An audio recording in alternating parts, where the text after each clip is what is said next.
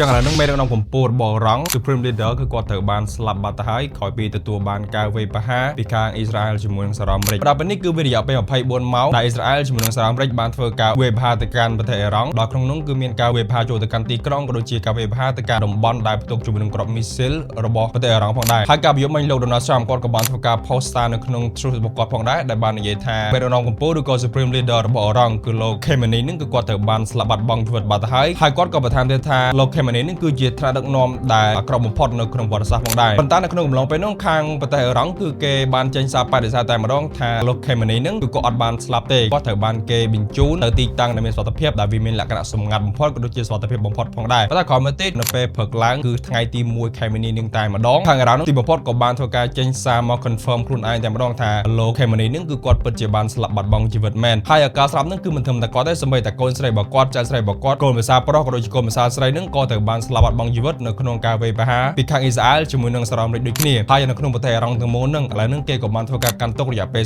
40ថ្ងៃទៅលើការស្លាប់របស់ក្រុមគ្រួសាររបស់លោក Khamenei នេះផងដែរប៉ុន្តែទោះបីជា Supreme Leader របស់គេត្រូវបានស្លាប់ក៏ដោយខាងកងយោធានៃប្រទេសអ៊ីរ៉ង់គឺនៅតែបន្តធ្វើការវាយបកទៅកាន់សហរដ្ឋអាមេរិកក៏ដូចជាអ៊ីស្រាអែលដដែលអត់មានការបញ្ឈប់ការឡើងទេអូខេអញ្ចឹងអានេះវាគឺជាព័ត៌មានដែលយើងទទួលបាននៅថ្ងៃទី1ខែមីនាឆ្នាំ2026ពាក់ព័ន្ធជាមួយនឹងសង្គ្រាមអ៊ីរ៉ង់អ៊ីស្រាអែលជាមួយនឹងសហរដ្ឋអាមេរិកហើយចំពោះស្ថានភាពវាទៅជាយ៉ាងណាទៀតយើងមានតែចាំតាមដានបន្តទៀតក៏ដូចជាស្ថានភាពសេដ្ឋកិច្ចវាទៅជាយ៉ាងណាក៏យើងមានតែចាំតាមដានបន្តទៀតផងដែរប៉ុន្តែយើងសង្កេតឃើញថានៅពេលម្សិលមិញដែលមានការផ្ទុះសង្គ្រាមកើតឡើង Bitcoin ត្រូវបានធ្លាក់មកបកគោលផងដែរដែលធ្លាក់ពី 65k រហូតដល់ 63k ប៉ុន្តែឥឡូវហ្នឹងគឺវាបានឡើងវិញតិចៗហើយក៏ដូចជាមាសផងដែរកាលពីម្សិលមិញគឺវាបានឡើងហើយឥឡូវហ្នឹងក៏វាបានធ្លាក់ចុះក្រោមតិចផងដែរអូខេអញ្ចឹងយើងមានតែចាំតាមដានបន្តទៀតថាវានឹងមានថ្ងៃកើតឡើងក្រុមការអាណាចក្រក៏ដូចជាខ្ញុំនឹងគេបានធ្វើការចែកជូនទៅកាន់អ្នកគ្នាដូចគ្នា